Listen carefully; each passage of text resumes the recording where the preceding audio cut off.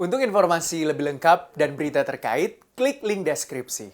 Dan jangan lupa juga untuk download aplikasi CNBC Indonesia yang tersedia di Play Store dan juga App Store. Jangan lupa subscribe ya. Expect masih ada roomnya untuk Bank Indonesia menurunkan suku bunganya. Kenapa kita melihat itu? Ya pertama, tentunya Bank Indonesia masih ingin menopang pertumbuhan ekonomi tahun 2021 ini. Dan kedua adalah dengan angka inflasi yang kita expect masih akan berada di level ya 2-3% tahun ini. Jadi room atau spread untuk Bank Indonesia menurunkan suku bunganya masih ada. Ditambah juga dengan dollar index yang seperti saya sebutkan tadi, ekspektasinya adalah US dollar akan melemah tahun ini. Dengan ya kita lihat US dollar akan banyak isu, US Treasury bond, jadi yieldnya juga akan meningkatkan supply. Jadi US dollar index akan melemah versus emerging market countries termasuk Indonesia. Jadi dengan ketiga faktor tersebut, Bank Indonesia sebenarnya memiliki room untuk menurunkan suku bunganya mungkin satu kali lagi. Tapi yang paling penting yang menurut saya sudah dilakukan oleh Bank Indonesia adalah normalisasi kurva imbal hasil.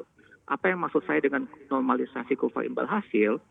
Itu sebelum-sebelumnya, kalau kita lihat di tahun-tahun sebelumnya, pada saat misalnya imbal hasil 10 tahun obligasi di level 6% seperti sekarang, itu deposito 1 bulan itu bisa di level 6% juga. Atau bahkan di atas itu di level 7-8% di bank-bank tertentu. Sedangkan tahun ini tuh berbeda ceritanya. Bank Indonesia sudah dapat menekan dari sisi money market rates yang diberikan. Jadi walaupun 7-day repo itu di level 3,75 sekarang, tapi yang 3 bulan, 6 bulan, 9 bulan itu sama semua berada di level 3%-an.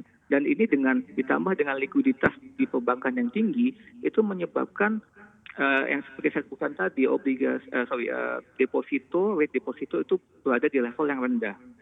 Dan ini kembali lagi menyebabkan investor tetap melirik kepada obligasi dengan walaupun dia itu ya level 5,56% lebih baik dibanding kalau saya investasi ke deposito di level 3%. Nah, jadi itu adalah salah satu kunci yang saya melihat sudah dilakukan oleh Bank Indonesia menormalisasi money market rates-nya sehingga investor juga lebih mau untuk masuk kepada pasar obligasi kita dan menopang pasar obligasi di tahun 2021 ini. Pak, kalau kita lihat kalau untuk penurunan suku bunga perbankan kan khususnya suku bunga kredit terus suku bunga perbankan lainnya ini masih agak tidak terefleksi begitu dengan penurunan suku bunga acuan Bank Indonesia yang sudah turun menjadi 3,75% begitu. Sedangkan tadi kalau menurut Anda kalau misalnya Bank Indonesia menurunkan suku bunga acuan apakah menurunkan 25 basis point ruangnya atau seperti apa penurunannya Anda lihatnya?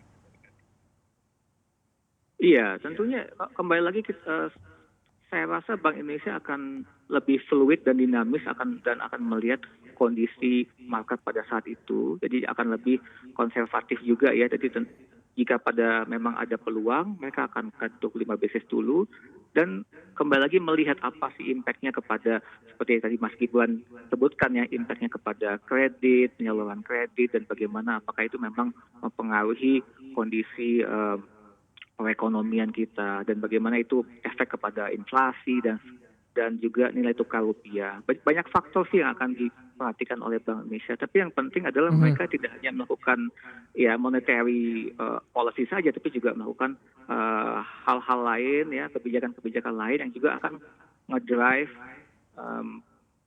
pertumbuhan ekonomi kita selain itu.